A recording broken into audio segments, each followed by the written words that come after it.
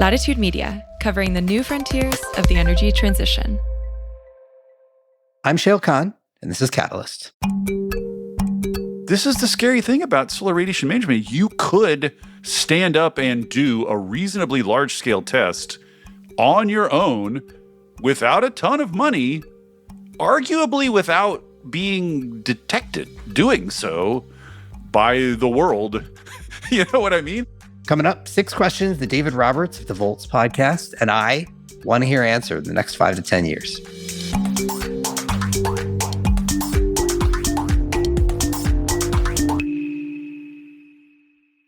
Catalyst is brought to you by Antenna Group, the communications and marketing partner for mission-driven organizations developing and adopting climate, energy, and infrastructure solutions. Their team of experts helps businesses like yours identify, refine, and amplify your authentic climate story. With over 3 decades of experience as a growth partner to the most consequential brands in the industry, their team is ready to make an impact on day one. Get started today at antennagroup.com. What if utilities could meet surging electricity demand with energy assets already in homes and businesses? Outweigh is making this possible by turning customers and their smart energy devices into predictable grid capacity through an integrated demand stack. Outweigh's AI-driven platform activates smart thermostats, batteries, EVs, and customers to generate, shift, and save energy when the grid needs it most. Learn how Outweigh is helping utilities unlock flexible load at scale, reduce costs, and accelerate decarbonization at outweigh.com. What if the next big source of grid reliability is already sitting in your home? Energy Hub software coordinates thermostats, EVs, batteries, and other devices, so they operate as a flexible resource when the grid needs support. These virtual power plants, or VPPs, help keep costs down, strengthen grid reliability, and support a cleaner energy system, all while reducing the need for new infrastructure. More than 160 utilities trust Energy Hub to manage over 2.5 million devices. Learn more at energyhub.com. I'm Shayle Kann. I lead the early stage venture strategy at Energy Impact Partners. Welcome. All right, so this is the second crossover episode that I've done with my friend David Roberts. He's a longtime journalist and thinker on lots of things, politics, but also clean energy. And he hosts the Volts podcast, which I like as well. And he and I get together periodically and just riff on a bunch of stuff. So that's what we did here. The prompt we gave ourselves was we each came up with 3 questions that we want to see answered in the next 5 to 10 years. So we talked about those 3 from each of us, and then it led us down a bunch of paths from there. Anyway, fun conversation as always. Here's David. David, nice to be back with you. Awesome. Glad to be doing this again. All right. So we gave ourselves a prompt here, which is that each of us have come prepared with 3 questions we are eager to see answered in the next 5 to 10 years. I assume we both came with backups as well in case we overlap. I bet you we're not going to overlap. I tried not to overlap with you. So I think we will. It'll be funny if we both tried so hard that we're going to leave some very obvious questions unanswered. We probably will. Yeah. I didn't try to go super esoteric, but I at least tried. I tried to get medium esoteric. So we'll see. We'll see. You want me to go first? Yeah, you go first. Okay. So just to review for listeners, the prompt here is important questions facing the clean energy world that you might reasonably think will get some kind of answer in the next 5 to 10 years.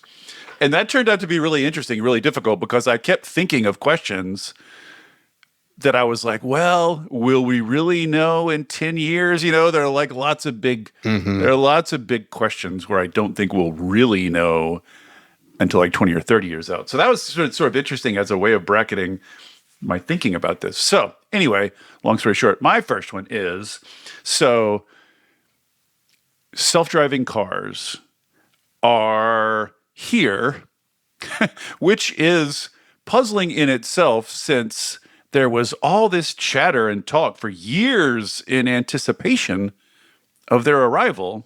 And then they arrived, and nobody talks about it. They're operating in several cities now, and nobody talks about it. So it's a little weird. But there are lots of really, I think, interesting questions about the macro effects of self-driving vehicles that I think we will get answers to pretty soon because, now that San Francisco has been doing it a while and it seems to be working, basically. And I think Seattle's starting a pilot. There's like pilots starting in a bunch of cities. We're very close, I think, to basically widespread adoption. And then we'll start to get answers to some of these questions, like, the fear that I have, that I think a lot of people, sort of climate people have, greenies have, is that making it easier to take a car around is going to result in a lot more people taking a lot more cars around. Basically, like, even though people might not necessarily own their own vehicle, even if they're shared vehicles, just the level of use of cars is going to rise sharply when it becomes so easy and so convenient, which will translate mathematically into greater congestion. So, like, you could see, like, deaths going down, as I think we're already seeing in San Francisco. You could see noise going down if they're all electric. You could see pollution going down if they're all electric. But on the core issue of urbanism, the fear is that they are going to work against density. Basically, they're going to make it easier to live far out. They're going to make it easier to commute.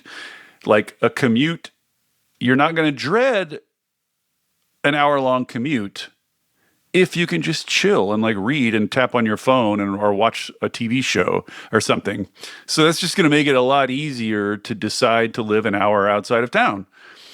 So anyway, I think within 5 to 10 years, we will at least see cities where these things become ubiquitous. And then I think at the very least, we'll have directionally answers to some of these things. I'm very curious, Shayle, from your perspective, what your level of anticipation versus dread versus, now that it's here, it's just not that big of a deal either way. I'm curious what your disposition is on self-driving cars.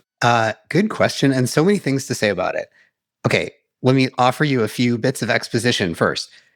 So I live in the Bay Area, as I think you know. I don't live in San Francisco, but I live outside the city, and I'm an office in the city. You've taken. Of course, I Waymo as a regular. I use Waymo as a verb regularly. Yeah, of course. And you're right that it's just not a thing in San Francisco anymore. Not a thing in the sense that 1 out of every 3 cars in the city is a Waymo, and that's just how it is, and it's become pretty normalized to anybody who's not a tourist. And I agree with you; it's coming everywhere. And I think 5 to 10 years is also, it's kind of the right time frame for this. My other tidbit for you: I have a 4-year-old son, and I've been making bets about his future with anybody who wants to take them with me since he was born. And one of the bets is that he will never drive a car. He'll never get a driver's license. I mean, he's growing up, in kind of suburban Bay Area, California. So take that into account, because this is a specific bet to my son. But, I think 12 years from now, when it would be time for him to get his driver's license, he's not going to need to, right? And already lots of kids are just Ubering around. Yeah. That said, with your question, it's interesting, the framing of it to me, because I had anticipated you were going to raise a climate concern, which you're not, right? Like you're saying, because the benefit it's a second order. Vehicles, I think urbanism and density are climate related. Like, I think if you lose density, even if the cars aren't polluting, you're still going to get greater pollution and greater impact. Like, I think there are second order climate effects. Probably, but I would bet, I don't have data on this, but I would bet that those effects, one of the main reasons why density is lower emissions per capita is transportation. That's a big part of it. Yeah. And so if it is true, the benefit of self-driving vehicles from a climate perspective is that it makes a lot more sense for them to be electric. Right? Yeah. Like the utilization pattern. They're all Waymos. They're all electric. They're all the EVs, extant self-driving cars on the road are electric today. They're pure EVs, and it just makes more sense, right? You drive high utilization, you pay back the added capex of the EV much faster. It's better for a bunch of reasons. So I think if you assume that our self-driving future actually accelerates vehicle electrification, then to a first order from a climate perspective, it's not inherently a bad thing. Now, that would be weighed against your question, which is, I think, a question of like, will there be more vehicle miles traveled total? Yes. And so those kind of weigh against each other to some extent. But it's not obvious to me that a transition to autonomous vehicles is bad from a climate perspective. It might even be No. good. I would not. I mean, I would not have the arrogance to put my flag on either side of that. I don't think. Like I think we just genuinely don't know. I think that's right. That it's going to eliminate a huge chunk of emissions. The question is all these second order effects and how you even really trace them. But like, I do think that continuing to sprawl outwards is bad for a number of reasons extraneous to climate. Yeah, I guess I don't really have an opinion on that. I'm not an urbanist, I guess I would say, in that way. And so I don't have strong opinions on whether adding more sprawl is bad. I could see it happening. I actually have a friend who's a long-term real estate investor who is amassing a portfolio of land in the exurbs of certain cities under the bet, under like a multi-decade bet of exactly what you're describing. So I totally could see that happening. I guess I just don't inherently see it as a bad thing. Well, the question of whether exurbs are bad or not is a large question that we don't have time to address here. So I mean, I think this would just reinforce the worries of the urbanists, which is that they see the tech guys pushing this, and I don't see any sign from the tech guys that the tech guys care about this. They drive themselves. They drive themselves everywhere. They drive themselves everywhere. They don't live in walkable places. I don't like Silicon Valley. The physical form of Silicon Valley is so gross. It's so gross and deadening. But I guess that's all they know. Anyway, but at the very least, like, we'll be able to see if that sprawl happens. And then I guess we'll be able to, answer the question of whether we like the effects or not. I think what we can measure to answer your question of will we know in 5 to 10 years is in the cities where there is high proliferation of autonomous vehicles. So San Francisco and 5 to 10 years from now, probably a bunch of other cities. Will total VMT have gone up over that period? Yes, because they are pushing in the other direction in California with policy. They are trying to restrain sprawl with a lot of other policies. So how will that balance out? And or it might even be more interesting to see like what would happen to a city like Cleveland or whatever if they get a bunch of AVs, because they do not have a strong overlay of other laws restraining them. So it'd be more of, I guess, like a clean experiment. And we'll probably see Phoenix something like is that. Where Phoenix has been the test bed for autonomous vehicles. Oh, are they a thing there now? That's where a lot of the early testing was. In some ways, because it's obvious. Phoenix is a simple grid. It's not hilly. The weather's good. Yeah, so it's kind of the opposite of San Francisco. San Francisco was like trial by fire for Waymo, but Phoenix is the kind of Phoenix is already sprawling like crazy. Well, so it's a little tricky to separate the signal from the noise. But yeah, okay. Can I give you my first question? Let's hit your first one.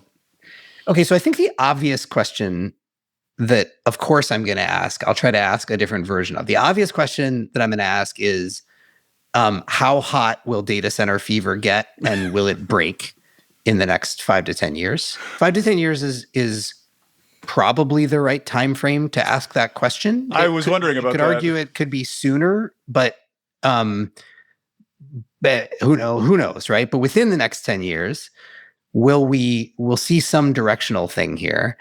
And so, but instead of asking the question of how hot will the data center fever get and will it break, I'll ask a different question, which I think is like a second order effect of that, which is how much large load goes off grid in the next 5 to 10 years? Because to walk through the chain of logic, the kind of going assumption right now of what's happening is that there is so much demand for new data center capacity that we're going to be bursting at the seams on the grid in any market that has demand for data centers.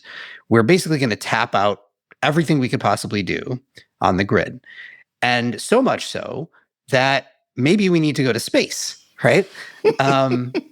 But I think before we go to space in significant volume, there would be a good chance we would go off grid. We've never seen a lot of large industrial loads go off grid, apart from like mining and things like that. We're starting to see glimmers of it right now in data center world. Are we not seeing law? Like, didn't either someone just proposed or passed a law that basically said you have to? Josh Hawley in the Senate and somebody else, I think, introduced a bill that would essentially mandate data centers to go off grid.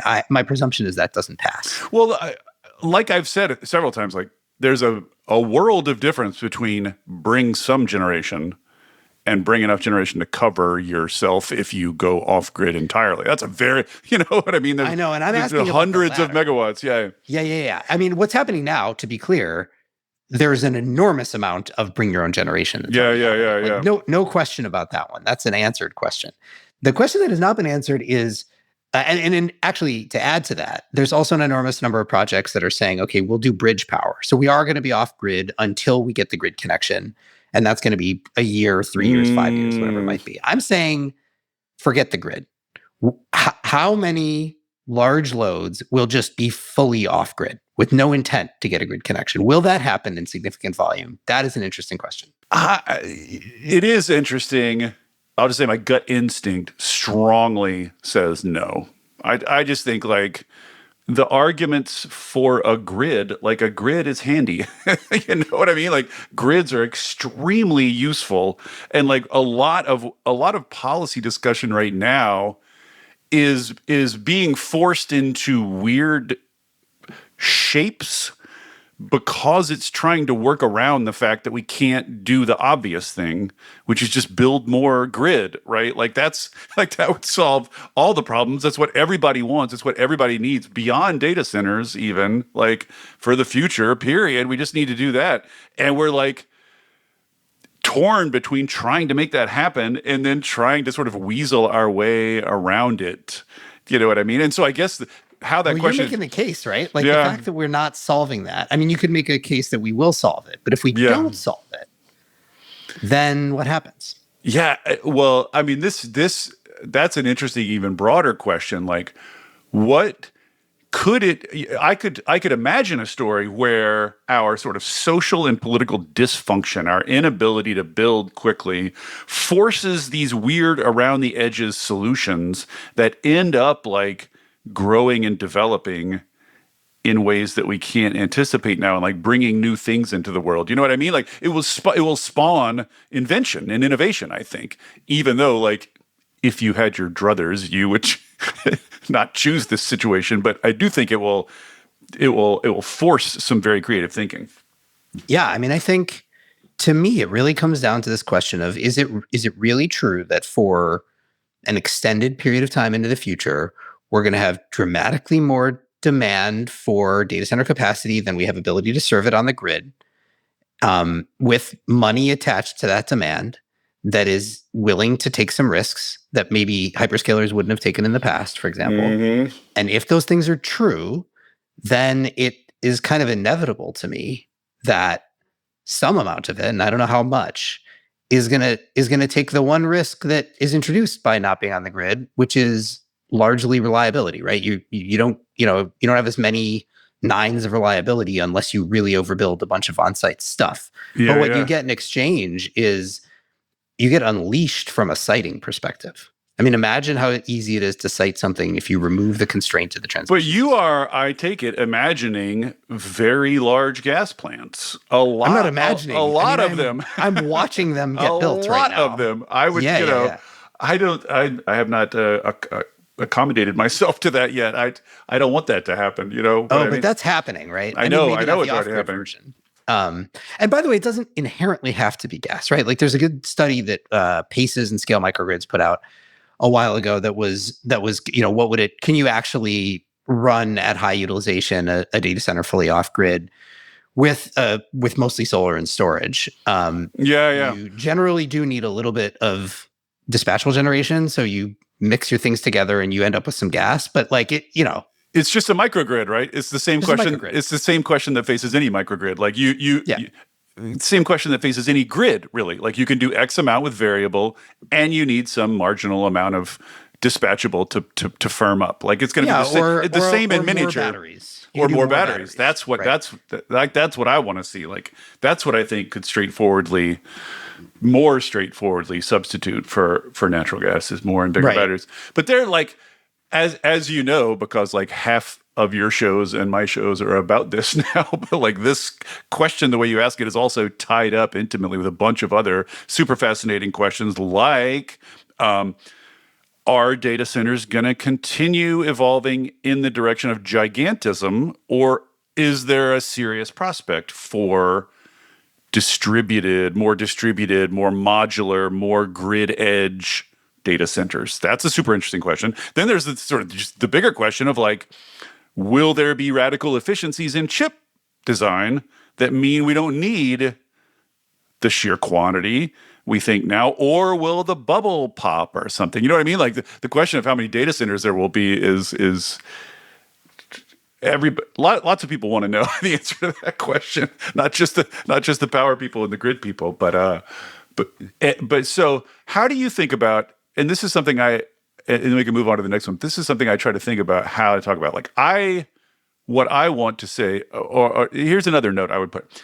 Before they take the extraordinary step of trying to build their own, I mean, if you've got a gigawatt data center and you're trying to go off grid, you're basically building like a pretty large grid. Like you're building like a city's worth of like electrical infrastructure. It's a pretty extreme step. I would like to see them, because they can't get nuclear plants quickly or coal plants quickly or natural gas plants quickly, I would like to see them get serious about exploiting distributed capacity.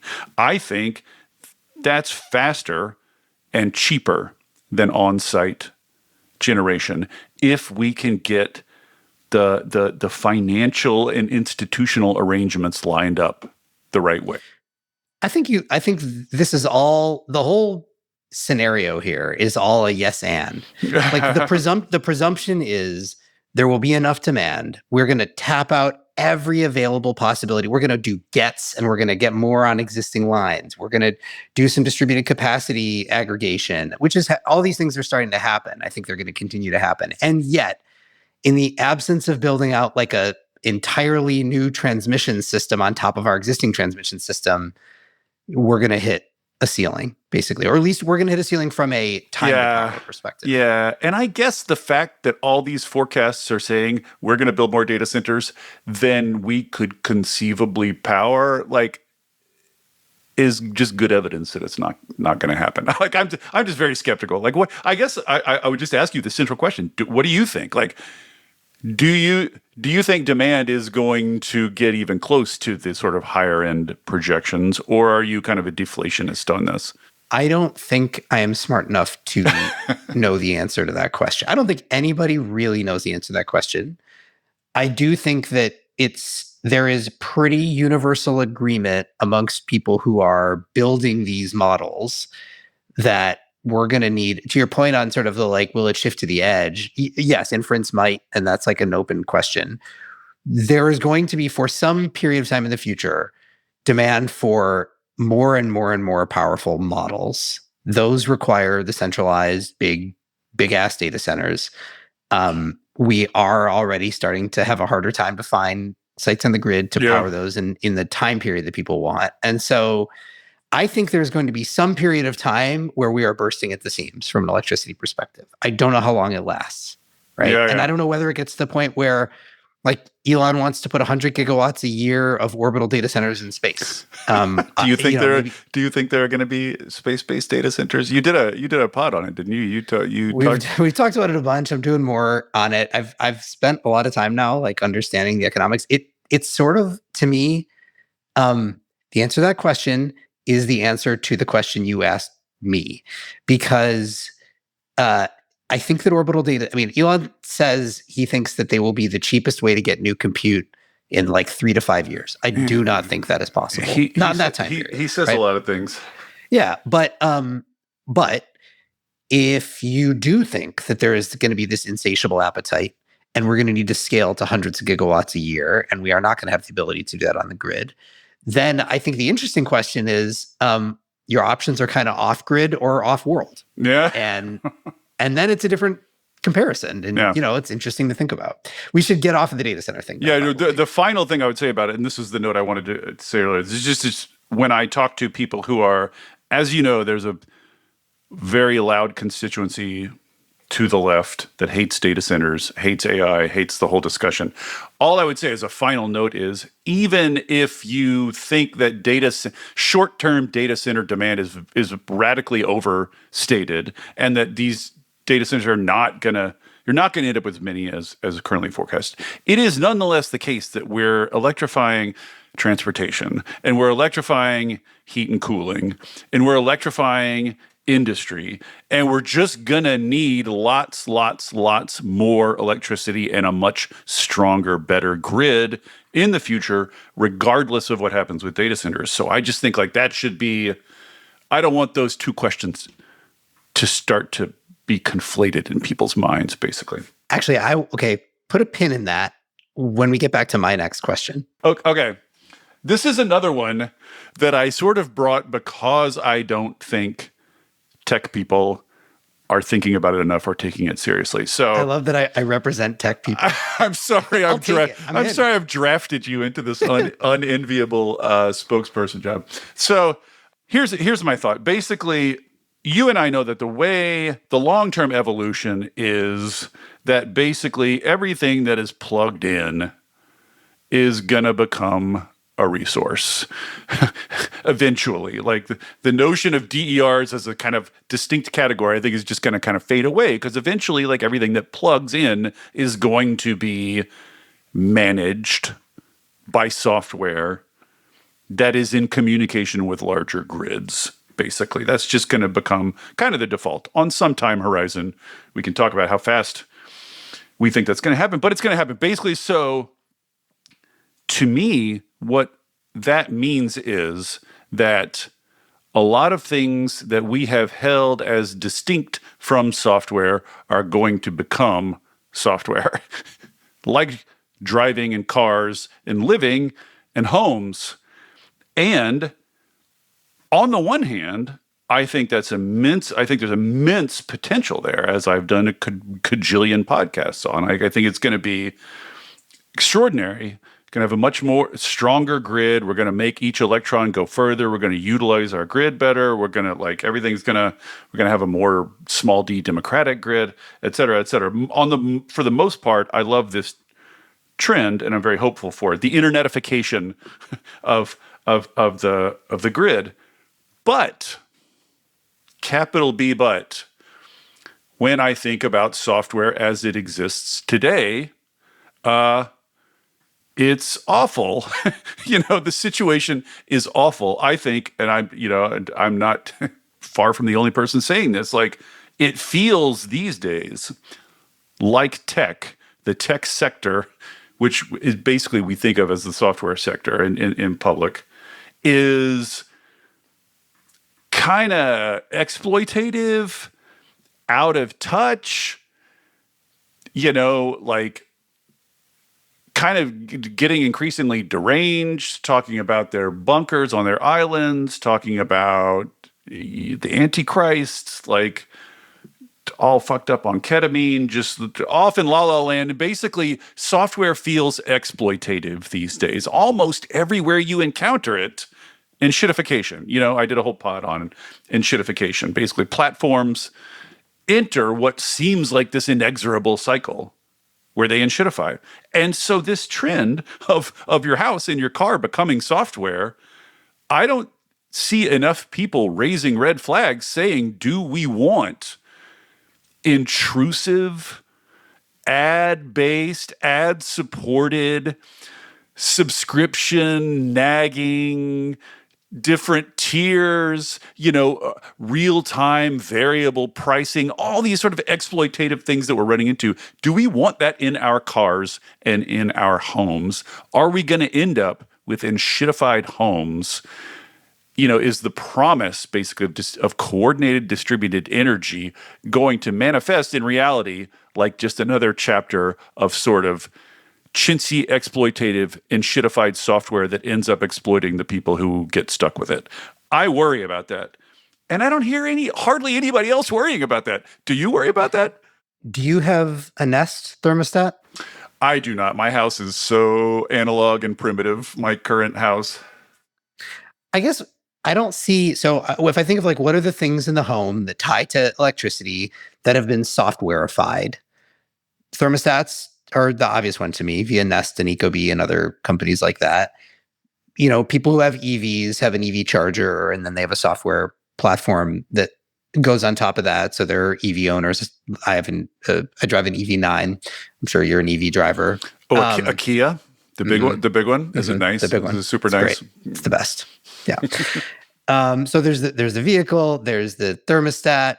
I mean, if you want to go newer age, I'm an owner of a Quilt, which is you got one of those version of a heat pump. We're EIP is an investor, so I was actually customer number 7 of Quilt. Do you have one of the newer? Because didn't they just sort of like refresh the look of their wall units? I feel They've like always am I making that super up? cool looking. But it is what you're saying, right? It's like softwareification. It's got an app. It's much more controllable.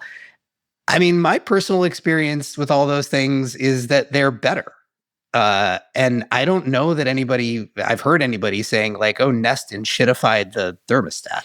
Or the Tesla app and shitifies my EV charging or my charging experience. If you're familiar with Corey's work, you know that always stage one on the platforms is that they're good to users and that they offer genuine value to users. That is step one of this process, is you attract the users with genuine value and then over time work to make leaving the platform difficult. And then when people are locked in, that's when you start exploiting them. And like I will happily agree that all of this is so nascent and new and barely there that we're just on the front end of this. So a lot of this is speculative, but like it sure seems like that is the direction everything travels. And like one way I think about this, and this is probably something you've heard me talk about before, like one thing that I'm just waiting for is if the self-driving cars become ubiquitous, what is to stop them from offering a free tier that is ad supported, which everybody then chooses because nobody wants to pay up front. And then that's one more little area of our lives where we are constantly beset with customized advertising. Like that's one way I could think of. This is where, maybe I'm gonna own my tech broiness. If I decide to choose to get free rides around in my future Waymo or whatever it is in exchange for being served ads, that's a trade I make deliberately and happily, right? And I get free rides, and that's worth it to me. I don't see that as being inherently a bad thing. I mean, I think there are challenges obviously to the ad ecosystem, but you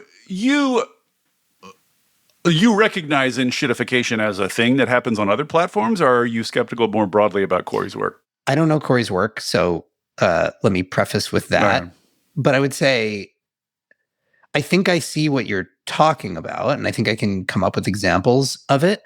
I don't know that I see it as like the inexorable direction of travel when things become software-y, particularly as it pertains to me. It's less software-y than platformy. It's the platforms. So this is why I want, if your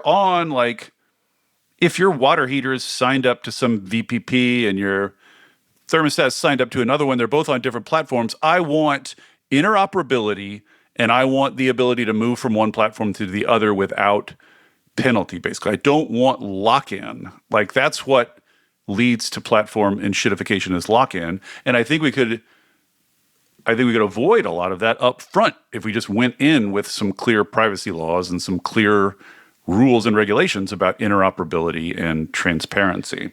I guess I don't disagree with that. I think that's a pretty innocuous statement to make. And to me, I guess at the high level, the things that I actually think about that are in our homes, I'll just focus on the home for now, that like are hopefully going to be transformed such that, as you said, eventually all of them are software enabled, interact with the grid enable them to be responsive to the needs of the grid, but also have more capabilities for the customer. Like when I think about them one by one and what I think the future of those things are going to be, I generally think it will be better. And certainly the ones that I can think of today that have already started to be that way feel better to me. I can see how it could go off the rails. Like I've watched Idiocracy, but as where we stand today, I don't see evidence of that. Yeah, I guess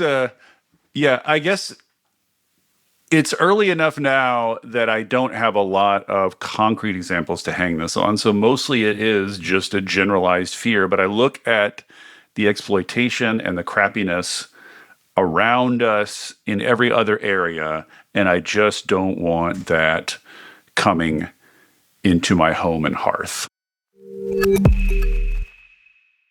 Catalyst is brought to you by Antenna Group, the OGs of PR and marketing for climate tech. Is your brand a leader or challenger? Are you looking to win the hearts and minds of customers, partners, or investors? Are you ramping up your new biz pipeline? Are you looking to influence policy conversations? Antenna works with leading brands across the energy, climate, and infrastructure space to do all of this and more. If you're a startup, investor, enterprise, or innovation ecosystem that's helping drive climate's age of adoption, Antenna Group is ready to power your impact. Visit antennagroup.com to learn more. The grid is changing fast. Data centers, electrification, and extreme weather are driving a surge in energy demand. Utilities can meet the moment with existing resources by activating energy customers and their distributed energy resources to create predictable and flexible capacity with Uplight's integrated demand stack. Uplight coordinates energy efficiency, rates, demand response, and virtual power plant programs into one cohesive strategy to strengthen grid resilience, improve energy affordability, and make progress toward clean energy goals. Learn how Uplight is helping leading utilities harness over 8 gigawatts of flexible load at uplight.com. What if everyday devices had the potential to strengthen the grid when it's needed most? Energy Hub helps utilities turn that potential into dependable capacity by coordinating thermostats, EVs, batteries, and other devices into virtual power plants that respond to grid needs in near real time. Energy Hub's latest white paper lays out a maturity model for VPPs that can be planned and dispatched with the same confidence as conventional plants, while being 40 to 60% less expensive to build. That's why more than 160 utilities across North America partner with Energy Hub to manage over 2.5 million devices that provide 3.4 gigawatts of flexible capacity. Read the white paper and discover what VPPs can do for your grid at energyhub.com.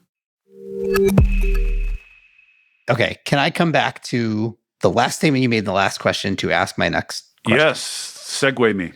You said you didn't want to see, you wanted to be careful to separate out we need to improve the grid because we're going to be electrifying all these other loads from the some people just don't like data centers thing.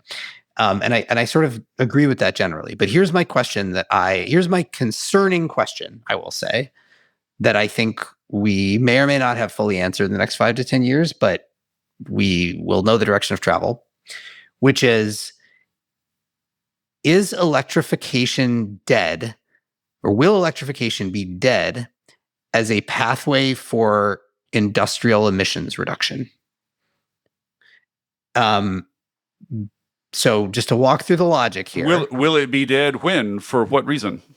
When? I mean, will it appear dead over the next 5 to 10 years? And for what reason is because you have two things happening in my mind right now that are pushing against it. Yeah. By the way, for a long time, I've always said, like, to a first order, the simplest way to solve climate change is clean up electricity, electrify everything that you possibly can, and then go like fill in all the pieces of the stuff that you just can't possibly electrify. So that implies electrifying a big portion of heavy industry, for example. Yep. Okay. If you are trying to electrify something in heavy industry right now, you're trying to build, or even not something that hasn't been electrified, but is already electrified. Take an aluminum smelter, right? You just want to build a new aluminum smelter. Uses hundreds of megawatts of electricity. You can't find a site because every site is being taken up by a data center, and your prices are higher, and you're super sensitive to electricity prices. Oh, I see where you're going with this. So the premise of industrial electrification is you get cheaper, operating costs because it is electrified. You're going to get probably higher capital costs. This is the trade with everything that you electrify, and then you save money over time because it's so much more efficient. And that is a function of the spark spread. It's the difference between the price of electricity and the price of natural gas. And I also think less waste and less regulatory compliance and sure, easier to permit. Yeah. But in a world where you have a really, really hard time siting because there are not that many places to put 100 megawatt, multi-100 megawatt loads, and where there is inflationary price pressure on electricity, which there certainly is today, that value proposition is eroded. And so I wonder what happens.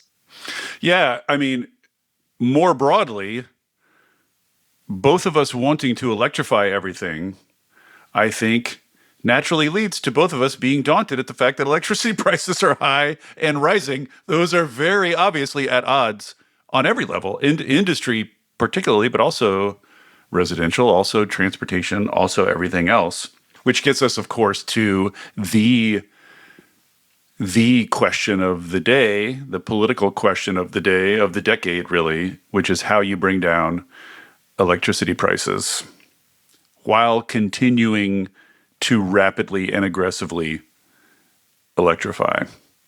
Yeah. And another question I had about industry that I almost brought, I'll just throw in here. One is, does it in fact start electrifying in this circumstance where electricity is expensive and data centers are bullying them out of the way and grabbing all the electricity? Yeah. And then another question is, that I have that I didn't bring today because it's definitely like a 20-year plus question is, when we say electrify everything, do we mean industry too? And by that, I mean, how much faith do we have in electrochemistry to replace? Like right now, you can make steel with zero emissions electrochemically. It's just wildly expensive. Same thing with, the concrete you can do, same thing. Like electrochemically, you can do it with zero emissions. It's just much more expensive. So is electrochemistry going to come along fast enough that we could really electrify everything? The reason I didn't bring that question along is that it's definitely like a 20 plus year question.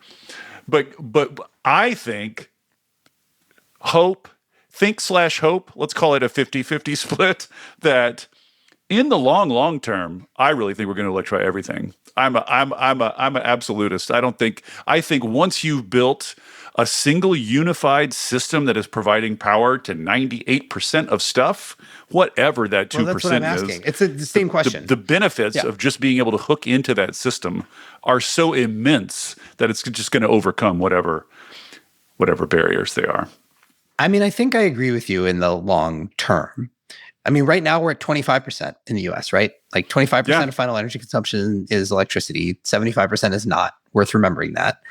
But it's a long way to go. Yeah, it's a long way to go. And for a long time, I think people who were seeking to electrify, particularly industry, sort of rested on this belief that the marginal price of electricity was plummeting towards zero, right? Yes. And that's electrochemistry in particular very much depends on copious cheap electricity. And that is not the world we're living in right now. Yes, it's probably not the world we're going to live in for the next few years. Now, it may turn back, right? This could be cyclical, and 5 years from now it'll turn back. But like the current state of affairs is electricity prices are going up, not down. I mean, one thing that might be answered in the next 10 years is everybody's freaked out about electricity prices now, right? The entire Democratic Party is seized with this. Right. So will we actually be able to pass policies that reduce the price of electricity in an enduring way? Like, reform utilities and like infrastructure, permitting reform, build more transmission, stuff like that. Like, will we be able to actually, will we be able to do that? That's an open question. Yes, I don't know. And maybe, right? And so I think 5 to 10 years is an interesting time frame under which to think about this question. But I could tell you, I think over the next 3 years, electricity prices are probably going up, not down. Yes. And that's going to just make that value proposition harder. And that's bad. So I just think everybody in our world really needs to uprate the question of making electricity cheaper. It really is kind of a pivot on which everything else turns. And that alone could screw us, could screw everything else if we can't deal with that. I agree with you, but to your point, I think actually a glimmer of hope here is that there is alignment. Everybody, the word affordability is going to be the key word in many, many, many circles for the next couple of years. It has become, as you said, a political hot button thing. It's the word of the day amongst utilities, amongst data center companies, and amongst everybody else. Like affordability is the thing. So there will be a big focus on it. And we are in the lucky position that the kinds of energy we favor are the cheap ones. So like, you can take climate out of the picture. There's still going to be a lot of moneyed interests pushing for lots more clean energy and batteries for reasons having nothing to do with the environment. Okay, so I'm on my third one, yes? I think so. Okay, my third and final one.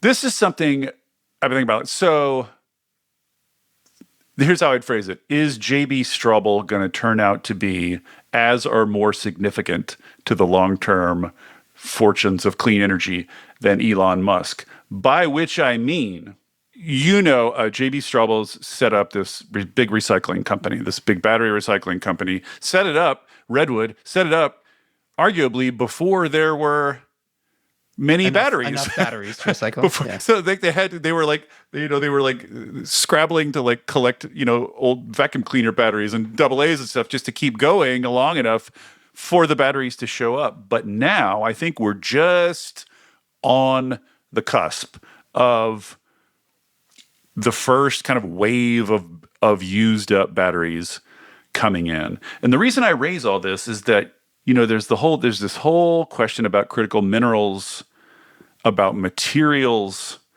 and about who dominates supply chains. As you know, everybody in the world is freaked out because China dominates all the supply chains. They mine all the critical minerals, do all the processing, et cetera. And so we're very dependent on them. And so there's been a lot of talk about how the U.S. can sort of stand up a supply chain of its own. And so there's been lots of talk about mining and stuff like that in the U.S., although not a ton of action. But I think we should start viewing electronics themselves, clean tech itself, as a source to mine. Do you know what I mean? Like if we can capture those materials and reuse them effectively, infinitely, then when you buy a solar panel from China, it is as though you are both buying a solar panel and mining a certain quantity of materials that will be available after the solar panel is dead. Do you know what I mean? So like recycling is a source of critical minerals, basically. Like it is a strategic source of critical minerals. And I think once if you take the sort of growth numbers of EVs and solar panels and all the rest of it seriously, it's going to be a very large source of minerals, large source of raw minerals and raw materials, which means all of which just means that I think that recycling is going to go from a sort of like environmental nice to have, which is kind of how I think people are thinking about it now, to something like a national security, energy security imperative. In other words, like if you get your hands on some of these materials, it is absolutely in your interest to make sure that you keep recycling those materials through your economy forever, basically. I think recycling in the next 5 to 10 years is going to A, take off, and B, just become much, much more, I think, viewed as much, much more strategically important. Wonder whether you think so. Wonder whether you agree. I do agree, generally. I mean, and I think it's not just EV batteries either, right? So Redwood is recycling EV batteries and a bunch of other old batteries and getting out of it the lithium, nickel, cobalt, stuff like that. We invested in a company called Cyclic Materials that's doing recycling for rare earth elements. Rare earth elements are like the least recycled critical mineral, which is crazy. Out of coal piles? No. Or is that a different company? No. Not tailings or coal piles or anything like that. This is out of I saw a different company doing that. Motors and magnets and stuff like that. there are companies that are now doing solar panel recycling.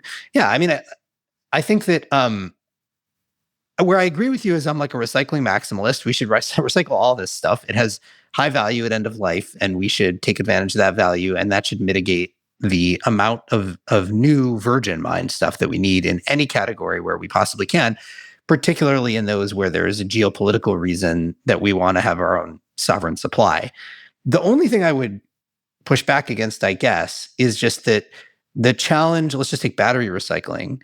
If you believe that we're on a steep upward trajectory of demand for new batteries, then you're forever going to be in a position where the amount of supply that you have to recycle is the amount of demand that there was 10 years ago. And so you're never going to forever. Well, until not literally forever, but until you hit the top of the S curve. That's what I mean. Right. So unless you think we're already at the top of the S curve, which I don't think either of us do think, then it will matter some, but it is not a solution to our sovereign mineral supply problems. I would just say that I guess my prediction would be that in 10 years, maybe in 20, that just a unit of critical minerals drawn from recycling will be cheaper than a unit mined, I think eventually. Like, I think it will end up being our primary and cheapest source of those. Like, I don't think we're ever gonna, I mean, maybe you disagree, but I don't think we're ever really going to be in a position where we're fully like an autarky, where we fully have a contained and complete supply chain. I think mostly this is just about having a little bit of a buffer.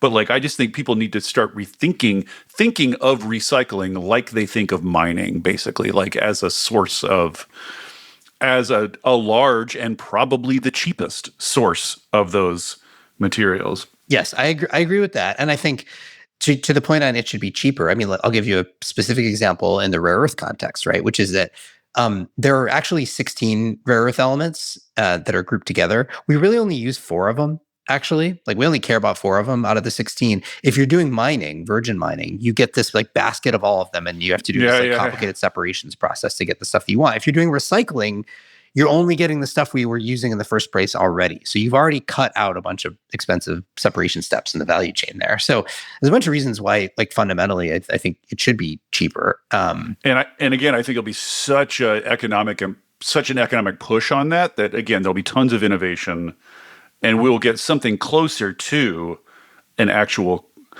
closed loop. We'll be moving, because this is like, to me, this is like 50% of future sustainability. You know, we focus so much on the energy part, but also the closed physical loop, the reducing physical waste and physical throughput, I think, is like the other half of the equation. And this is, creating something like a closed loop of minerals because the one thing that offsets that dynamic that you very accurately lay out, right? Like, the demand is going up faster. So sort of by definition, your recycling is behind your new demand. One force does slightly offset that, which is the lithium you get out of the old batteries will go farther in the new batteries than it went in the old batteries, just because batteries are always constantly improving. So you will actually get more. I don't think you'll catch up to demand, but you'll get more, let's say, than, it's not a fungible. Yeah.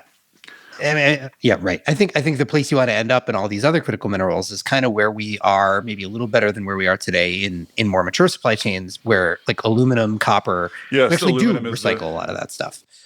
That doesn't mean we don't still need a lot more. So it doesn't solve your problem, but it's meaningful. All right. Can I do the last one? I think this is the last one. Yes, last one. Question to answer in the next 5 to 10 years, maybe not next 5 to 10 years, to be honest. Like, maybe it's a question that gets answered in 20 years, but nonetheless, I'm curious, will we see a meaningful scaled geoengineering demo? I thought you were going to say, I thought for sure you were going to go geothermal. Geothermal. Oh, all right. That better get answered in the next 5 to 10 years. I know that one I think will be, I think in 10 years, we'll know whether geothermal is big. Going to pay off the promise? Yeah, do you think in 10 years we'll know? We'll know. Yeah. I mean, at least like traditional, it's for sure traditional hydrothermal, probably EGS. Who knows about, super hot rock. Anyway, I'm not asking about geothermal. I'm asking about geoengineering. Will we see somebody go do like a big solar radiation management experiment? Yeah, I have a solar radiation expert coming on the pod in a couple of weeks to talk about just this. I'm so torn on this question. Like, there are like a bunch of cowboy jerk-offs in Silicon Valley doing this already. Like, they're doing little. I mean, I don't know what counts it's as really like one set. I just want to defend my people in Silicon Valley. I would not say that the group, answer for them. Shayle. The group you are referring to is not of Silicon Valley. They are not. They're not. And that's just like one balloon at a time or whatever. I'm not super clear what they're doing. So I guess I don't know if that counts as a test at scale. Like, I do wonder. I'm so torn about this, and I'm so curious what your thoughts are on the moral hazard side of things. Because, like, depending on what side of the bed I wake up, I can take different sides of this argument. Like, on the one side, and this I suspect is your side, and a lot of people's side, which is just, this is pretty cheap. Somebody's going to do it. Climate change is going to get so bad. Somebody's going to do it. So we might as well do it in a conscious, planned, controlled way. The other side is just, in a sense, the whole field is protected by being kind of obscure and not a lot of people know about it. Like, what happens if you start doing high-profile tests and experiments and make this a real thing? Suddenly, then everybody around the world is going to be told, hey, you could, like, with like $150, you could go fiddle with the climate. And then you're like, got a whole Pandora's box thing going, because this is the scary thing about solar radiation management. You could stand up and do a reasonably large scale test on your own without a ton of money, arguably without being detected doing so by the world. You know what I mean? And the fact that no one's doing that yet, I just think they don't know they can yet. So, like, I kind of don't want them to find out. What do you think about that aspect of the moral hazard part of it? It's so tricky, right? I mean, to fear monger you a little bit more, I'm going to use a dirty word to you, I suspect, which is that a billionaire could probably get us half a degree C of cooling globally, personally. Like that's the crazy thing about SRM, is that the estimates, like, we don't really know, we don't exactly know efficacy, blah, blah, blah. But the rough estimates, just to an order of magnitude, are that, at least what I've seen, it might cost a couple $2 billion to deliver something like a half a degree centigrade of cooling.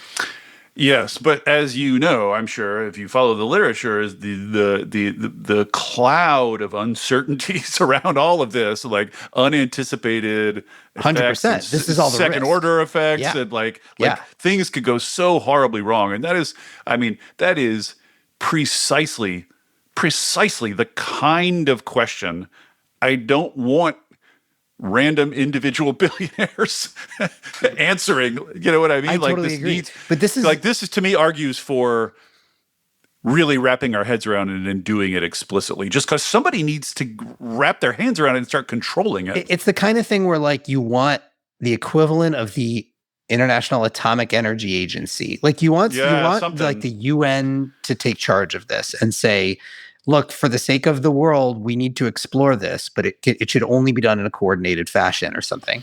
Yeah, but think about the difficulty that nuclear arms, regimes have had ferreting out and finding out whether a country is actually doing a nuclear program. And a nuclear program is big and expensive and requires very specialized knowledge. It's very difficult to do that without being noticed, and people are pulling that off. Like, I can't imagine an international enforcement regime that could enforce this. Like, it's so easy to do. Like, and then if like a billionaire does it and another billionaire doesn't like the way the billionaire does it and decides to undo it or do it a different way or redo it, you know what I mean? Like, do we want billionaires getting the idea that they should be involved in this field? I knew I was gonna trigger you with billionaires, but I don't know. Like, I think we have to.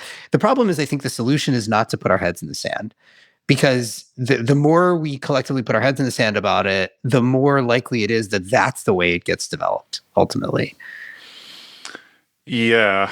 I mean, I guess trying to do it on purpose and with eyes wide open is the best we can do. But boy, am I nervous about how that plays out. I guess you can't not do it. You can't put a lid back on it. You can't unknow what we know about it now. So, like, I guess the only way out is through. But anyway, so we have 3 minutes left. You want to toss out one of your spares just to intrigue the audience, just to titillate an audience with a question we didn't get to? My spares weren't great, actually. I want to hear what yours were. Oh, I had some really good spares. Yeah, hit me with some spares. Well, one of my spares I was surprised you didn't bring up. I almost brought up, which is what's going to happen with permissionless DER. Oh, I just did an episode on this. I know. I listened to it, and I did one on the balcony solar not long before that. So people know this as balcony solar. Basically, it's any distributed, generation or battery that you can plug in without getting permission from a utility or from anybody. Really, you can just plug in. So last I heard, and this literally changes week to week, but last I heard, 25 states had laws either proposed or announced to be proposed to legalize balcony solar.